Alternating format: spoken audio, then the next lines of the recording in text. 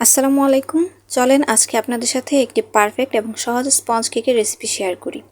প্রথমে আমি একটা বাটিতে মেপে নিয়েছি হাফ কাপ ময়দা। এখন দিয়ে দিব হাফ চা চামচ বেকিং পাউডার। শুধুমাত্র শুকনো উপকরণ এই দুইটাই আজকে ব্যবহার করব। অপর একটি বলে আমি ভেঙে নিয়েছি রুমের স্বাভাবিক তাপমাত্রায় থাকা দুইটা ডিম থেকে কুসুমটা আলাদা করে নিয়েছি। এখন একটা ইলেকট্রিক বিটারের সাহায্যে কয়েক সেকেন্ডের জন্য বিট করে নিলাম। আর এখানে হাফ কাপ চিনি আমি মেপে নিয়েছিলাম। চিনিটা অল্প অল্প করে দিয়েছি আর বিট করে একটা সুন্দর ফোম তৈরি করে নিয়েছি। ডিম থেকে উঠিয়ে রাখা কুসুমগুলো দিয়ে দিলাম। 2 টেবিল চামচ তেল দিয়ে দিলাম।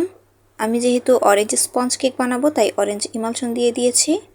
এখানে আমি 1 চামচের মতো ব্যবহার করেছি। আর কেকের কালারটা যেন সুন্দর আসে সেজন্য আমি কয়েক ফোঁটা পরিমাণ হলুদ কালার ব্যবহার করেছি। হালকাভাবে বিটারের সাহায্যে একটু মিশিয়ে নিয়েছি।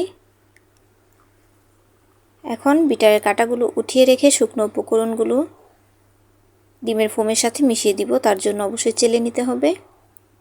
আপনারা চাইলে একবারে মিশাতে পারেন অথবা 2 থেকে 3 বারে অল্প অল্প করে দিয়েও মিশাতে পারেন।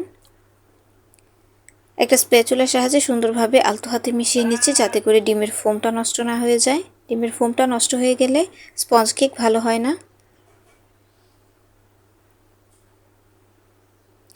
আর স্পঞ্জ কেকের ক্ষেত্রে আপনারা কোনো ধরনের লিকুইড ব্যবহার করবেন না, যেমন দুধ বা পানি এই টাইপের কিছু ব্যবহার করবেন না। স্পঞ্জ কেক কিন্তু একদম শুকনো উপকরণ দিয়েই বানাতে হয়, কোনো দুধ বা কিছু ব্যবহার করতে হয় না। মিশিয়ে নেওয়া হয়ে গেলে আমি একটা 6 ইঞ্চি সাইজের বাটিতে পুরো ব্যাটারটা ঢেলে নিচ্ছি। 1 পাউন্ড কেকের জন্য 6 ইঞ্চি সাইজের মোল্ড একদম পারফেক্ট। একটা কাঠির সাহায্যে একটু উপর নিচ করে দিয়েছি যাতে করে ভিতরে কোনো ফাঁকা না থাকে। এখন ওভেনে আমি কেকটা বেক করতে দিব 30 মিনিটের জন্য। 30 মিনিট পর আমার কেক একদম রেডি।